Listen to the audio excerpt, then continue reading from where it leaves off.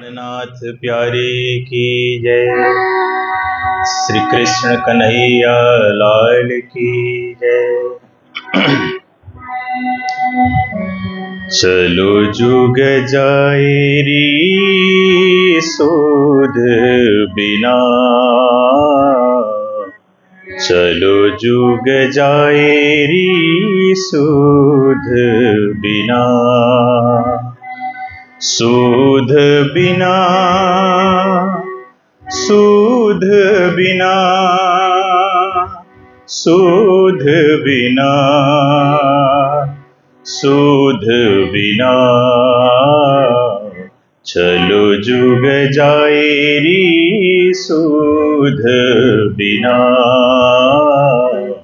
चलो जुग जाए री सूध बिना। मूल प्रकृति मोह हम थे, उपजे तीनों गुण, उपजे तीनों गुण। मूल प्रकृति मोह हम थे, उपजे तीनों गुण, उपजे तीनों गुण। सो पाँचों में पसरे हुई, अंधेरी चौदे भवन। सो पाँचों में पसरे हुई, अंधेरी चौदे भवन, अंधेरी चौदे भवन। चलो जुग जाए री सूध बिना, चलो जुग जाए री सूध बिना। प्रलय प्रकृति जब भई तब, पाँचों चौदे पतन, पाँचों चौदे पतन। प्रलय प्रकृति जब भई तब, पाँचों चौदे पतन, पाँचों चौदे पतन। मोह अहम सब उड़ रहे, सरगुण ना निर्गुण। मोह अहम सबे उड़ रहे, सरगुण ना निर्गुण, सरगुण ना निर्गुण। चलो जुग जाए री सूध बिना, चलो जुग जाए री सूध बिना। पर तले माही बाहिर, खोजा कइयों जन, खोजा कइयों जन। ऊपर तले माही बाहिर, खोजा कइयों जन, खोजा कइयों जन। नेह चल न्यारा सबन से, ये ठौर पाई न किन। नेह चल न्यारा सबन से, ये ठौर पाई न किन, ये ठौर पाई न किन। चलो जुग जाए री सूध बिना, चलो जुग जाए री सूद बिना, चलो जुग जाए री सूद बिना, चलो जुग जाए री सूद बिना। श्री प्राणनाथ प्यारे की जय। नेक करी मैं सारत, या को आगे होसी बड़ो विस्तार। थोड़े से दिन में देखोगे, बरतसी जय जयकार, बरतसी जय जयकार। बोलो कृष्ण कन्हैया लाल की, श्री सद्गुरु महाराज की, श्री प्राणनाथ प्यारे की, महारानी बाईजुराज की, महाराजा छत्रसाल के, गुरुजी मंगलदास महाराज के, परमहंस राधिका दास महाराज के, श्री कृष्ण प्रणामी धर्म के, तीनों पुरी धाम के, सर्व सुंदर साथ के, साथ सुनो एक वचना प्रणाम। उपस्थित धर्म प्राण शिरोमणि सुंदर साथ जी, माताएं, बहनें, भाइयों, समय का सदुपयोग देखिए। कई लोग इस समय सो रहे हैं ना, वे भी सोचते हैं हम समय का सदुपयोग ही कर रहे हैं, क्योंकि अच्छा से सो रहे हैं, अच्छी नींद ले रहे हैं, तो उनको लगता है कि हम भी समय का सदुपयोग कर रहे हैं सोने में।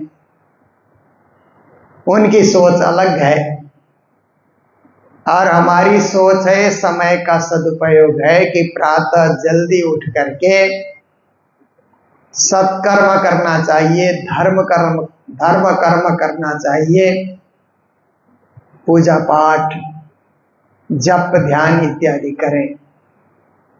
इसको हम समय का सदुपयोग समझते हैं, क्योंकि हम धार्मिक लोग हैं ना। धार्मिक लोगों की सोच अलग होती है, संसार के लोगों की सोच अलग होती है। संसार के लोग संसार को ही सब कुछ समझते हैं, यही खाओ पियो, मस्ती से रहो, आराम करो, एक बार की जिंदगी है, क्यों तकलीफ उठाना, सुबह सुबह जल्दी जल्दी उठ करके क्यों परेशान होना।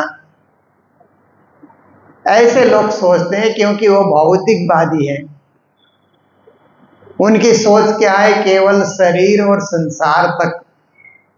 बहुत आगे सोचे तो अपने परिवार तक, उससे आगे कुछ सोच नहीं सकते।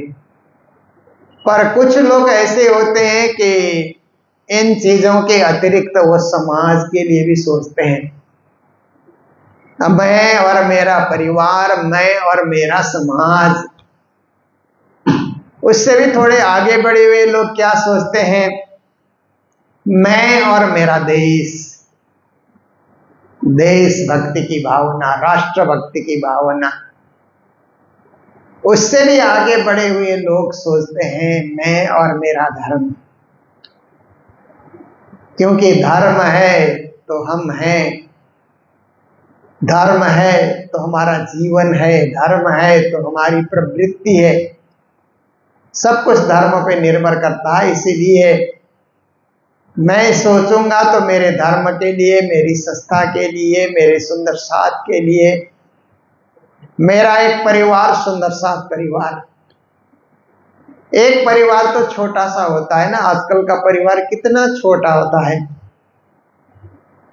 पहले पहले आप देखिए कि एक ही घर में 10 बच्चे भी होते थे, 14 बच्चे भी होते थे। ये अम्बेडकर जी कहते हैं ना, वो 14वें बच्चे थे, ऐसा करके कहा जाता है। और विवेकानंद जी थे, उनके परिवार में भी 14 बच्चे थे। कई परिवार ऐसा था क्योंकि उस समय जनसंख्या की कमी थी।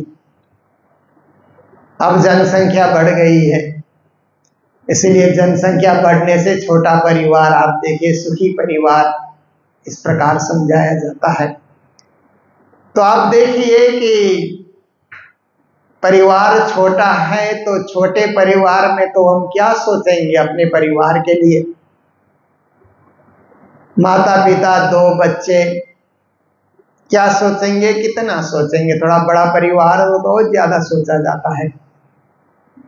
इसलिए ये भी परमात्मा की कृपा है, छोटा परिवार है तो मैं सुंदर साथ परिवार को अपना परिवार मान लेता हूं।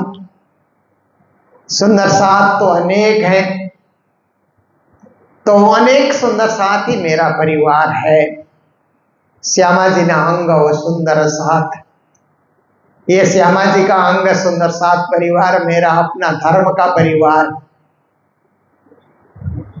ऐसा सोच करके हम सुंदर साथ की सेवा के लिए खड़े हो जाएं। जैसे घर के लिए खड़े हो जाते हैं ना, घर की माता है तो बच्चों की सेवा के लिए, पति की सेवा के लिए खड़ी हो जाती है। सुबह जल्दी उठना क्योंकि परिवार की सेवा है।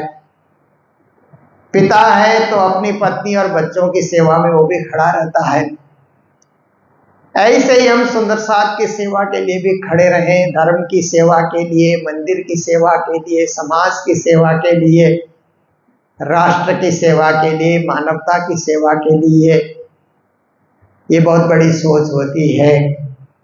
ऐसी सोच लेकर के जो चलते हैं ना, वो समय के पल पल का सदुपयोग करते हैं। फिर समय का सदुपयोग होता है। फिर दूसरे नंबर में संपत्ति का भी सदुपयोग होता है। संपत्ति के एक एक पैसे बचा करके धर्म कार्य में लगाना, पुण्य कार्य में लगाने, सत्कर्म में लगाना। संपत्ति को ऐसे फजूल में खर्च नहीं करना, व्यर्थ में अनावश्यक चीजें खरीद करके, अनावश्यक भोजन करके। आजकल सब होता है ना फास्ट फूड, उस तरफ जा करके ज्यादा से ज्यादा होटलों में जाइए। आप 100 रुपया का खा नहीं पाते हैं, वहां पर 500, 1000 बिल हो जाता है। आपका अनावश्यक खर्च हो गया ना। इसलिए उस पैसे को बचा बचा करके धर्म की सेवा करना, समाज की सेवा करना, मानवता की सेवा करना। गुरुजी मंगलदास जी जब कालिम्पोंग में प्रचार करते थे तो एक माता केमरी से थी, वो कालिम्पोंग में ब्याही हुई थी। तो उस माता के मन में भी विचार आया कि गुरुजी इतना बड़ा मंदिर बना रहे हैं तो मुझे भी कुछ तो देना चाहिए। तो अपने पति से कहा, राज दुलारी उनका नाम था, अपने पति से कहा कि मेरे मन में भी कुछ देने की इच्छा हो रही है, क्या करें। तो पति ने कहा कि थोड़ी कमाई हो जाएगी, अभी तो ऐसे हम लोग सक्षम नहीं है, व्यापार कर रहे हैं, थोड़ी कमाई होगी तो विचार करेंगे, अभी तो विचार नहीं कर सकते हैं।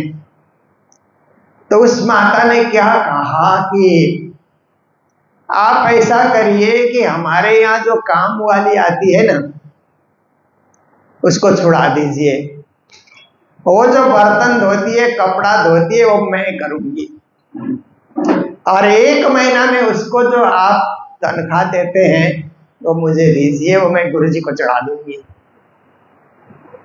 तो माता की ये बात सुन करके उनका पति भी पिघल गए कि धन्य है तेरा विचार, ठीक है, जो देने की तेरी इच्छा है हम तुम्हें तैयार कर देते हैं। देखिए तो धन का सदुपयोग देखिए, धन नहीं है तो भी बचा बचा करके उसका कैसे सदुपयोग होता है। कई उदाहरण हम लोग सुन सकते हैं, पर हमारे घर में उदाहरण है तो बाहर के उदाहरण क्यों सुनना भी।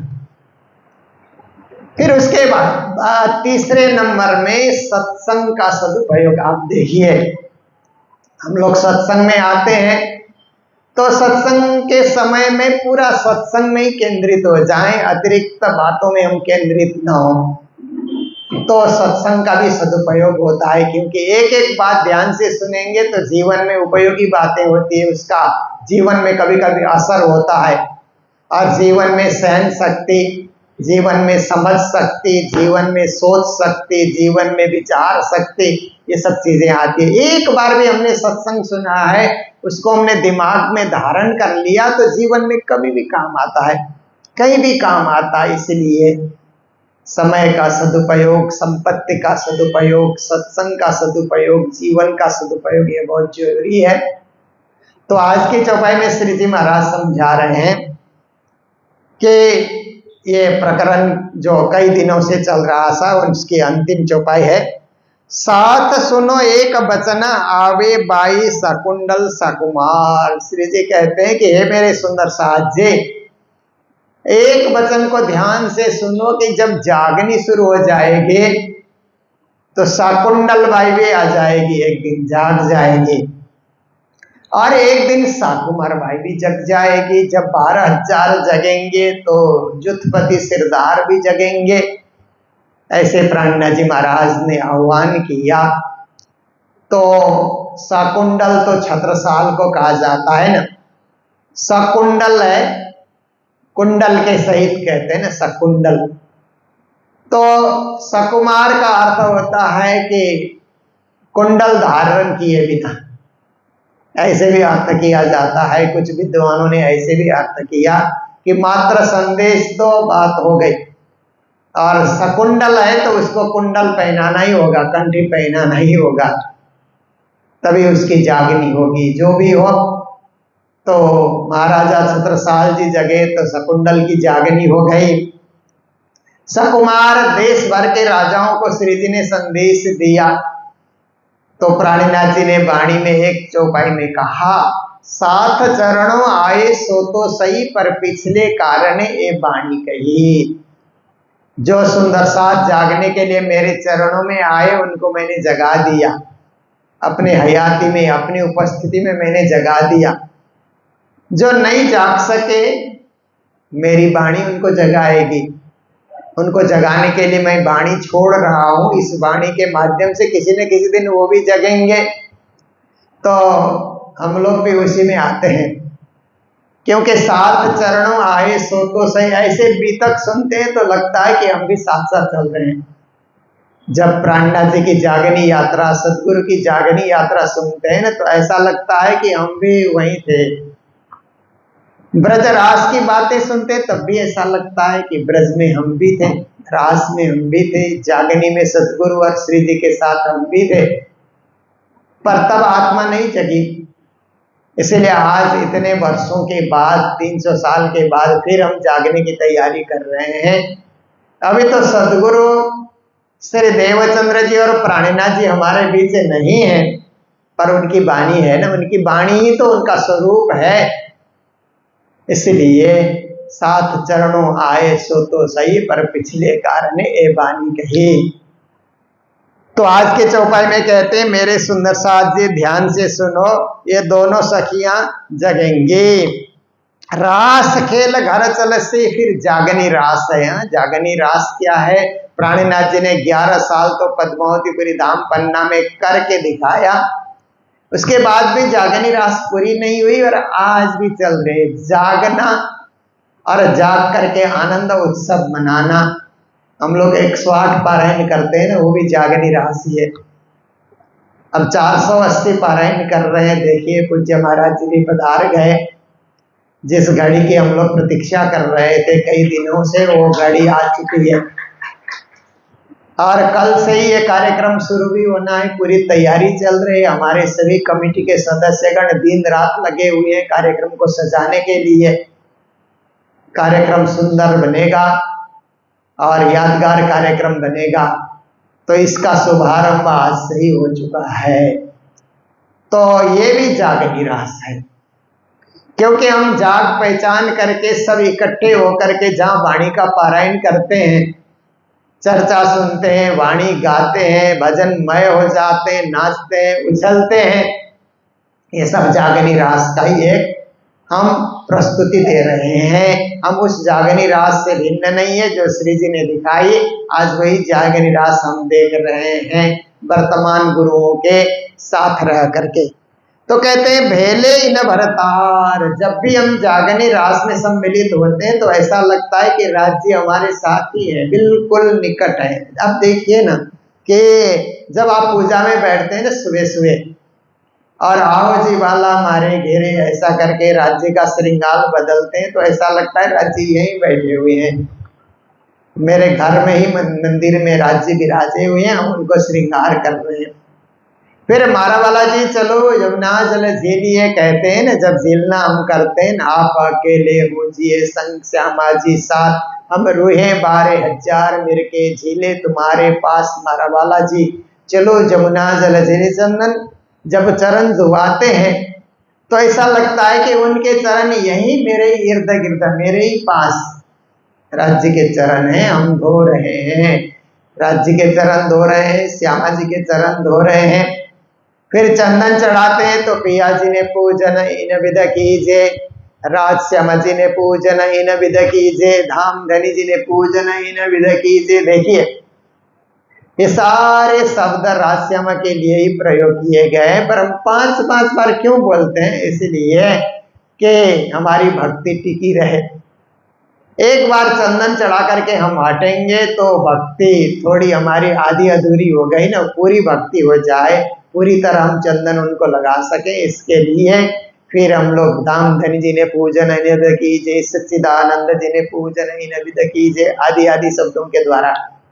फिर सदगुरु साहेब जी ने पूजन विध कीजिए, क्योंकि हम जागने के ब्रह्मांड में है तो सदगुरु की पूजा भी हमारी होनी चाहिए। सदगुरु और प्राणनाथ जी की पांचों स्वरूप जी ने पंच स्वरूप को याद करके हम पूजा कर रहे हैं। फिर सुंदर साथ जी ने पूजन इन विध कीजिए, क्योंकि सुंदर साथ के हृदय में भी राज्य बैठे हुए हैं, इसलिए उनकी भी पूजा हो जाए। तो इस प्रकार से हम पूजा करते हैं। तो श्री प्राणनाथ जी महाराज कहते हैं ऐसी पूजा की घड़ी में ऐसा लगता है कि श्री राज्य बिल्कुल हमारे साथ ही हैं, मेरे भरतार मेरे साथ हैं, मेरे स्वामी मेरे साथ हैं, मेरे पिया मेरे ही साथ हैं, ऐसा हमें अनुभव होता है। और बड़े बड़े मेले उत्सव होते हैं तो और ज्यादा अनुभव होता है कि राज्य ये खेल में परम धाम का आनंद हमें प्रदान कर रहे हैं, खेल में ही जागनी रास का अनुभव करा रहे हैं। तो फिर श्री जी महाराज कहते हैं कहे मामत ये सो खेल जो तुम मांगा था चित्त दे, या वही खेल है जो आपने चित्त दे करके और आग्रह पूर्वक, इतना आग्रह किया कि राज्य भी मजबूर हो गए कि हम तो देखेंगे देखेंगे देख कर रहेंगे, कभी नहीं भूलने वाले हैं, आप दिखाइए तो सही, कहाँ आपके चरणों से दूर होंगे, आप ही को याद करते रहेंगे, आप दिखाइए खेल, एक बार दिखाइए। ऐसे करके मने किए हमको 3 बेरा, तब हम मांगा फिर फिर फिर, 3 बार मना किया हमने, 3 बार मांगा। फिर एक सखी ने दूसरी सखी को सावचेत भी किया, होशियार रहो, क्योंकि इतना राज्य मना कर रहे हैं तो हो सकता है खेल कहीं न कहीं हमको राज्य की भक्ति से भटका दे। इसके लिए एक दूसरे को होशियार करते हुए कहा, तू भूली तो मैं तुझे देऊं तुरंत जगाए, मैं भूलूं तो तू मुझे दीजो पल में बताए। कैसी बात है, देखिए तुम भूल जाओगे तो हम तुम्हें जगा देंगे, और हम भूलेंगे तो तुम जगाना।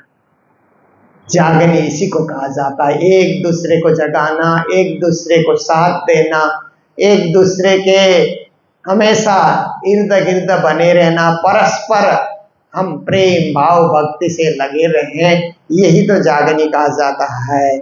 इसलिए यही अपनी जागनी जो याद आवे निज सुख, इसका याईसों आई याईसों होइए सन्मुख। और एक जगह श्री जी कहते हैं कि परम धाम का सुख हमें यही बैठे बैठे अनुभव होने लगे तो यही हमारी जागनी है।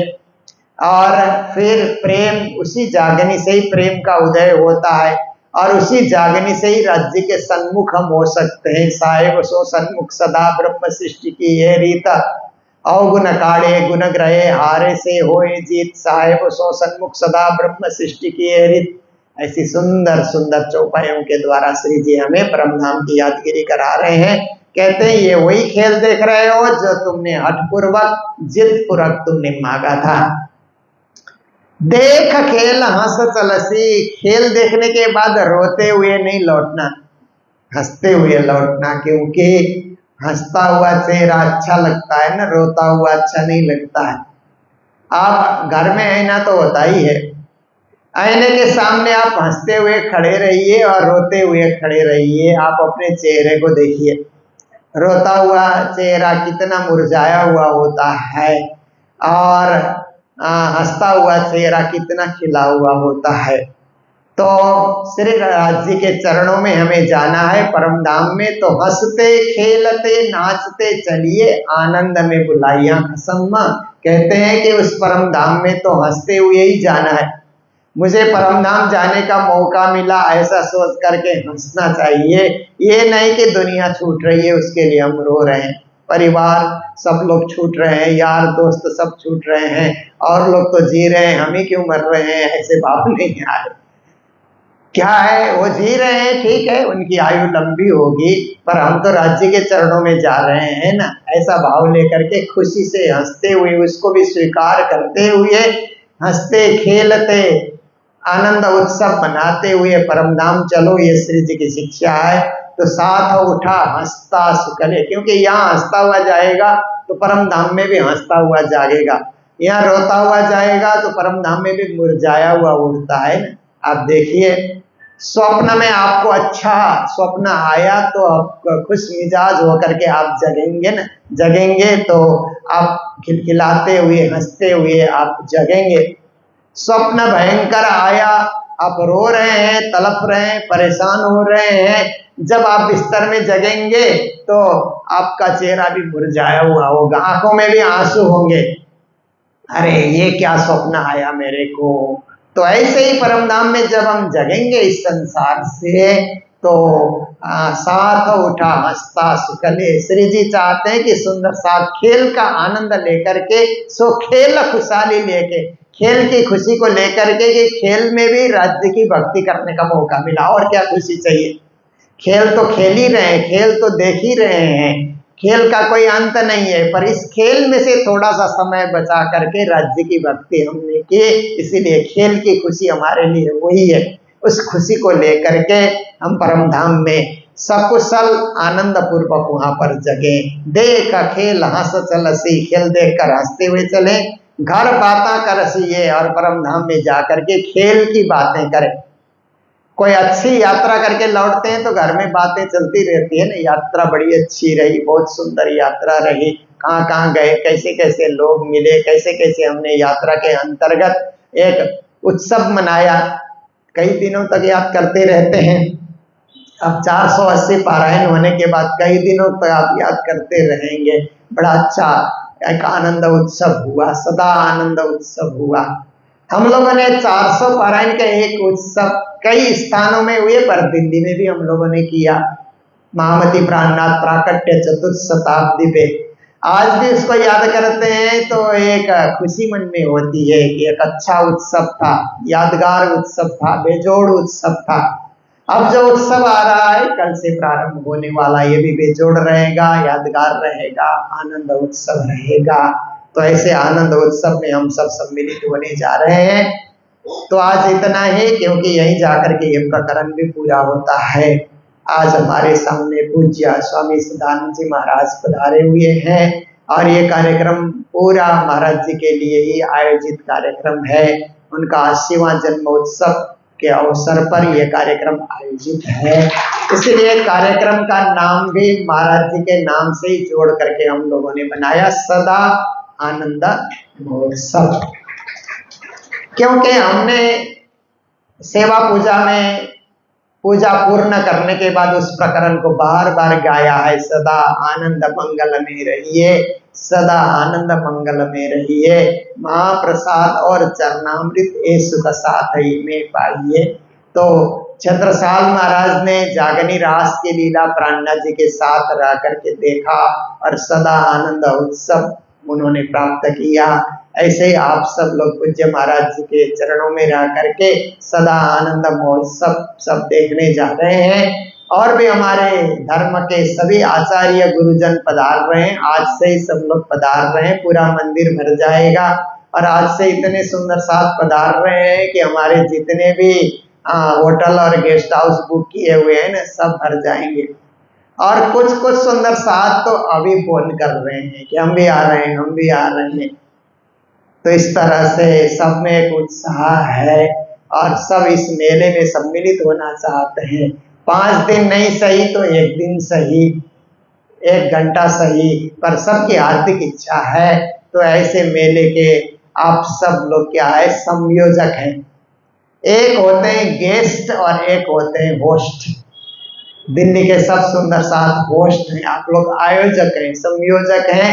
आने वाले सुंदर साथ अतिथि है, इसलिए अतिथि की सेवा में कोई कमी ना आए, तो हर एक सुंदर साथ को ख्याल रखना है। और इसे ख्याल से ही हम महोत्सव को बहुत सांगोपांग विधि से सफल बना सकते हैं। तो मैं इन्हीं शब्दों के साथ पूज्य महाराज जी भी प्रार्थनाएं कराएंगे, सेवा पूजा प्रार्थना चिलना कराएंगे, जैसे प्रति मेलों में कराते हैं। तो मैं चौपाई दोहराते हुए आज की चर्चा को ही विराम दे रहा हूँ। बोलो सतगुरु महाराज की, श्री प्राणनाथ प्यारे की। कहे महामता ऐसो खेला, जो तुम मांगा था चित्त दे, देख खेल हंस चलसी, घर बाता करसी घर बाता करसी बोलो श्री प्राणनाथ प्यारे की, बोलो सतगुरु महाराज के, श्री प्राणनाथ प्यारे की। प्रणाम।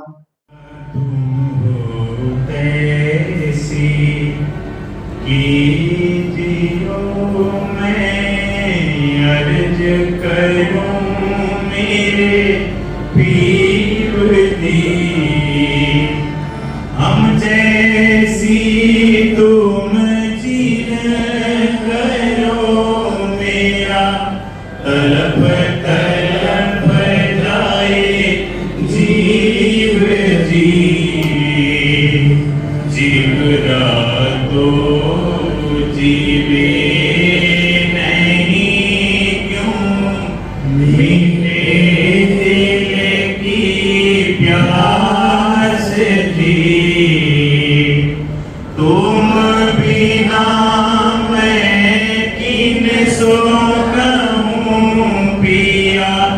तुम हो मेरी आस जी, आस बिरानी तो करूं पिया, जो कोई दूसरा होए जी, सब विध पिया जी सामर्थ दिन, रहन जात रोए रोए जी, जन्म अंधे जो हम होते पिया, सो तुम देखते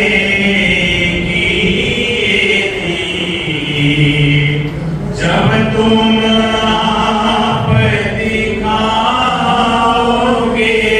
तब देखोगे नैना भर दी,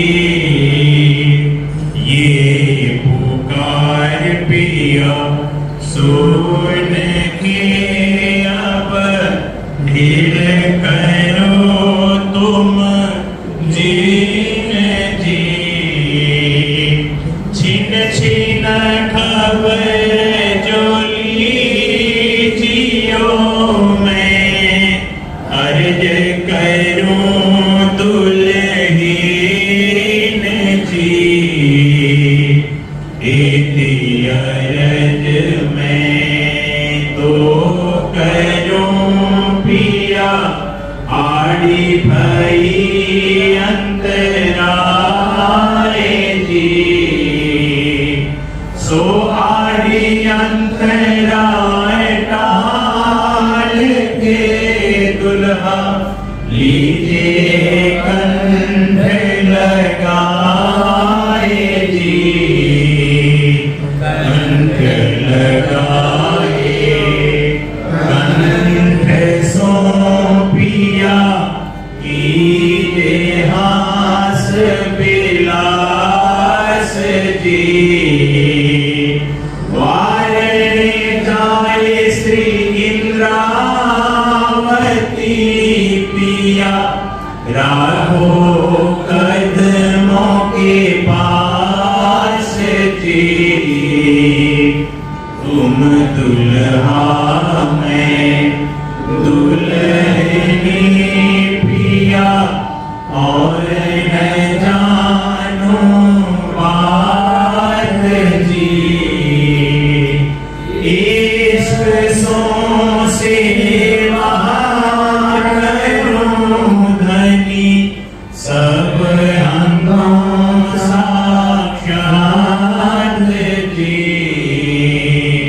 सदा सुखदाता नाम नहीं मैं कहूँ इन बात दी श्री माती जुगल स्वरूप परवारी अंगना भरी भरी जात दी सदा सुखदाता धाम धनी मैं कहूँ इन बात जी श्री माती जुगल किशोर परवारी अंगना बड़े बड़े जात दी पिया तुम हो कैसी मैं अर्ज करूं मेरे वीर जी हम जैसी तुम चीन करो मेरा तलब तलब जाए जीव जी मेरा तलब तलब जाए जीव जी। श्री प्राणनाथ प्यारे की जय।